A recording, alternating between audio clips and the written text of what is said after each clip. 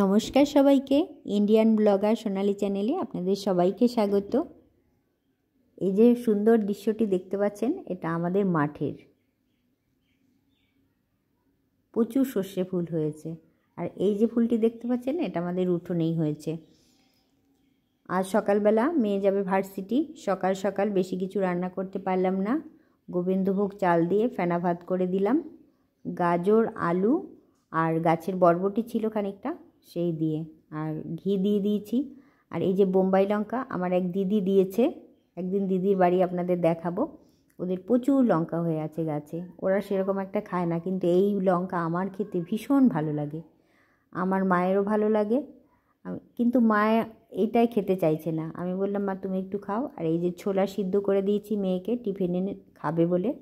এটা লবণ আর হলুদ দিয়েই সিদ্ধ করেছি, ও আবার একটু লেবু দিয়ে চাট মশলা দিয়ে একটু মেখে নিল। আর কর্তার তো 4-5 দিন ধরে জ্বর, সে বাড়িতেই রয়েছে, বেশি কিছু খেতে চাইছে না। আর এই যে লাউ গাছটির মাচাটা দেখছেন, এটা আমার জায়ের ছেলে আর আমার দাদার ছেলে আর আমি তিনজনে মিলে মাচাটি করেছিলাম। যাই হোক, আমাদের সার্থক হয়েছে খাটনিটা। এই লাউ গাছটি এখানে বসিয়ে গেছিলাম অনেক দিন আগে। এই যে প্রথম লাউ আমার মা কাটলো, এই যে আমার মা কাটছে, দেখলেন তো? এই লাউটাকে বলে ঘট লাউ।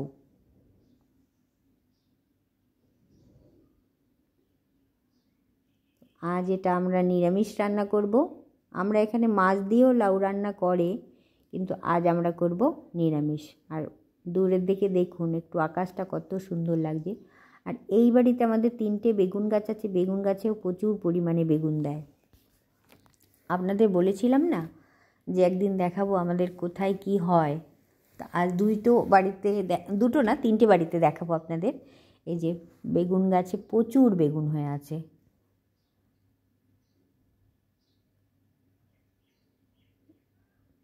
সবুজ কালার তো, ওই জন্য খুব একটা হনুমানে বুঝতে পারে না, কিন্তু তাও এসে এসে মাঝে মাঝে খেয়ে যায়।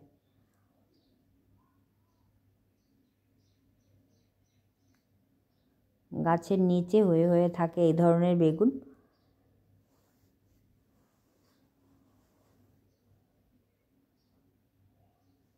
যে কোনো গাছে 2 দিন ছাড়া ছাড়া তেল করলে তাইলে ঠিক থাকে, কিন্তু এত তেল দিয়ে খাওয়া তো ভালো না।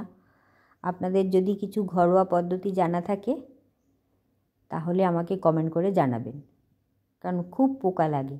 বেগুন তো হয়েছে এত, কিন্তু এতে এবার পোকা আছে। যাই হোক, আমার মা পারছে আরও। এই যে ছুরিটা এনেছে, ছুরিটায় একটু ধার নেই। নিজের গাছের থেকে সবজি তুলতে কি ফল তুলতে কি আনন্দটাই না হয়, সেটা যারা যারা তুলেছে আর যারা যারা গাছ লাগাতে পছন্দ করে তারাই একমাত্র বুঝবে। এবার আমার ফুলের গাছ খুব একটা হয়নি এই শীতে, কারণ আমি জানতাম আমার বাড়িতে প্যান্ডেল হবে, গাছপালা নষ্ট হয়ে যাবে, সেই জন্য এবার আমি কিনেই নি। গতবার যেগুলো কিনেছিলাম সেইগুলোই আছে। বোনের বর এসে খানিকটা ওই চন্দ্রমল্লিকার চারা করে দিয়ে গেছে কাটিং করে। এই যে দেখুন কতগুলো হলো, সব জায়দের 2টো করে দেব। আর এই যে বাড়িটা, এই বাড়িটা আমার ঘরের পাশে, এখানে কুমড়ো গাছ লাগিয়ে রেখেছি। নতুন বৌমাকে দেব আজকে কুমড়ো ফুল। ও বলেছে কাকিমা বড়া খাবো, তো আমার মা তো করে খাইয়েছে, ও আজ নিজে করে খাবে সেই জন্য। আর এই দেখুন, এই যে আমার বাড়ি, আর এই পাশের এটা একটা পুরনো বাড়ি। এখানে কুমড়ো গাছ লাগানো রয়েছে আমাদের। এখানে 2টো কুমড়োও হয়েছে। এর আগের দিন আপনাদের দেখিয়েছিলাম না, প্লাস্টিকে বেঁধে রেখেছি। সব কিছুতেই এত পরিমাণে পোকা না, কি বলবো।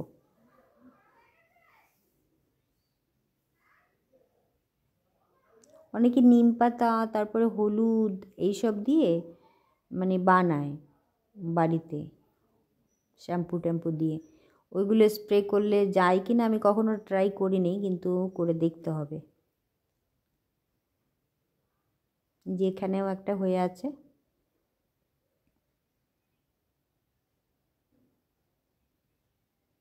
এই কুমড়ো ফুলের বড়া কিন্তু খুব সুন্দর লাগে খেতে। আমার মা করে পেঁয়াজ আর লঙ্কা কুচি করে দিয়ে কুমড়ো ফুলগুলো কুচিয়ে দিয়ে তারপর ডিম দিয়ে ভাজে, খুব ভালো লাগে। এগুলো চালের গুঁড়ো দিয়েও করা যায়, দু ধরনেরই ভালো লাগে। এই দেখুন কীভাবে কুমড়োগুলো হয়ে হয়ে নষ্ট হয়ে যাচ্ছে। আর এই আমার একটা গাছ, তুলসী গাছ, রাম তুলসী, এটা দিয়ে আমি মাঝে মাঝে চা করে খাই। এখানে দুটো হয়েছে কুমড়ো। এবার পুরুষ ফুল একটু ছুঁয়ে দিলাম, দেখি যদি হয় তাহলে তো ভালো, আর না হলে আর কি করা যাবে, কিছু করার নেই।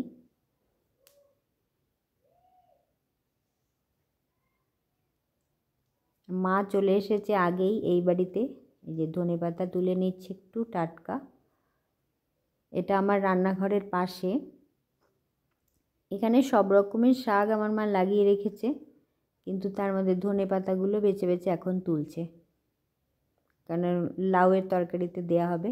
এই যে দেখুন, কুমড়ো ফুল, লাউ, বেগুন আর ধনেপাতা।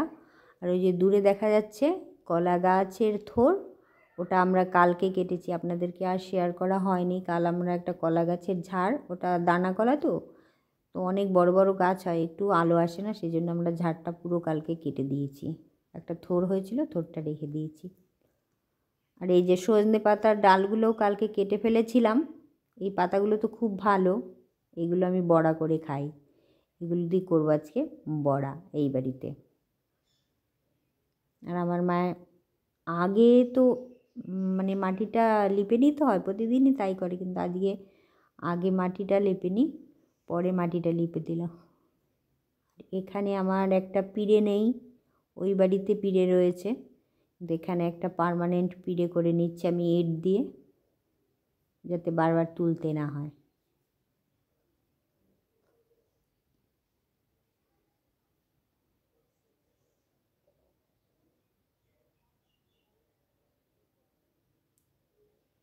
উপরটা তো ধুলো, তাই উপরে আবার একটা কিছু দিই, যে জুতোর বাক্সের এইটা ছিঁড়েই উপরে দিয়ে নেব।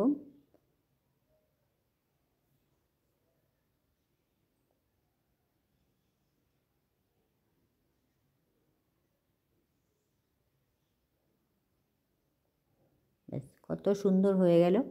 আর এখানে ভাতটাও চাপিয়ে দিলাম।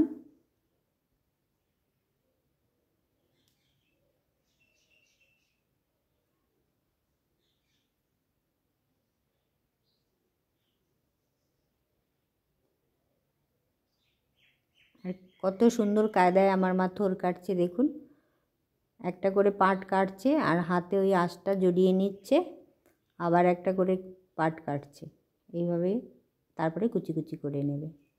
আর লাউটা যে আজকে আমরা কেটে এনেছি না, লাউটা ভীষণ কচি, একটু দানা হয়নি। আজ যা আমরা রান্না করব তার বেশিরভাগটাই, আলুটা বাদ দিয়ে সব কিছুই আমাদের নিজেদের। আর এখানে খানিকটা ধান আমি রোদে দিচ্ছি। এই ধানটা রোদে দিচ্ছি তার পেছনে একটা কারণ আছে। আমি বাংলাদেশে যখন আমরা থাকতাম তখন আমরা খই ভাজতে দেখতাম ঠাকমাকে, তো আমার খুব ইচ্ছা হয়েছে যে এই দেশেও আমি একটু খই ভাজা করব, তাই জন্য ধানটা একটুখানি রোদে দিয়ে শুকিয়ে রাখছি। যেদিন খই ভাজবো আপনাদেরকে দেখাবো।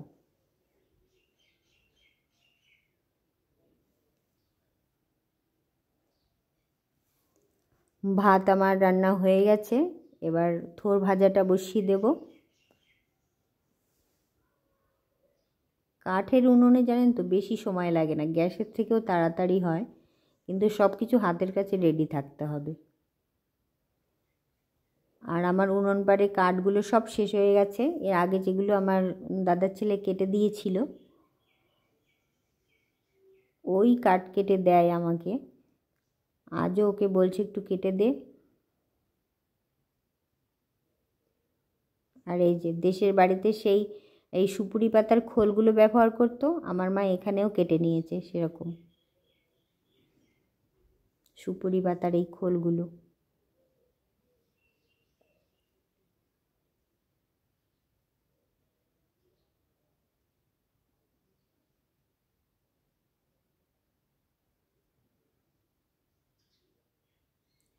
শুকনো লঙ্কা আর সর্ষে ফোড়ন দিয়েই এই থোড় ভাজাটা করব।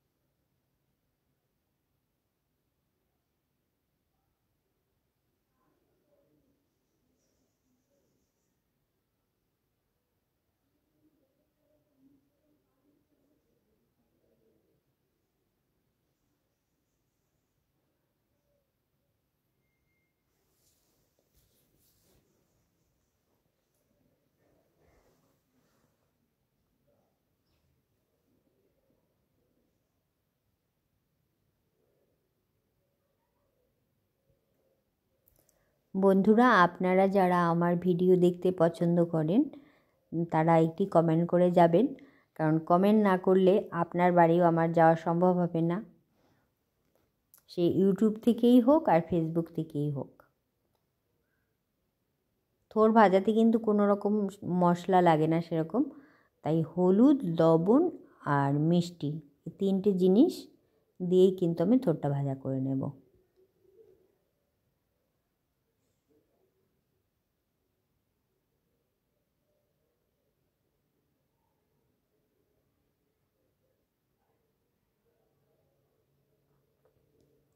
আর এদিকে আমার মা শিলনোড়ায় করছে মটর ডাল বাটা।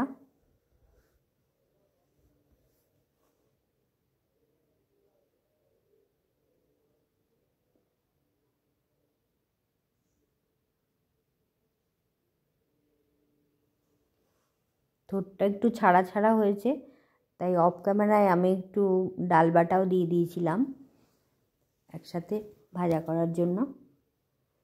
থোড় ভাজাটা আমার হয়ে গেছে, এবার আমি একটু ধনেপাতা দিয়ে নামিয়ে নিলাম। শীতকাল যেহেতু, তাই একটু ধনেপাতা টাটকা আছে তাই দিলাম, না থাকলে দিতাম না।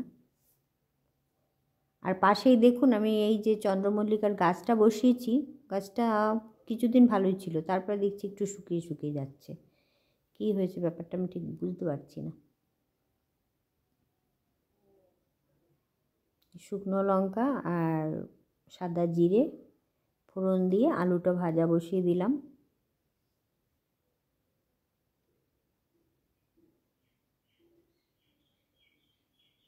এটা যে লাউ কাটা হয়েছে সেই লাউয়ের জন্য। আর আমি একটু অন্যদিকে কাজে গেছিলাম, তাই মা এদিকে ঝোলটা করে ফেলেছে।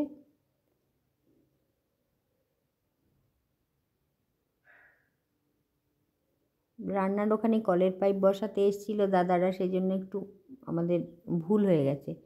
বড়াটা আগে করা দরকার ছিল, কিন্তু বড়াটা আমাদের পরে করা হয়েছে।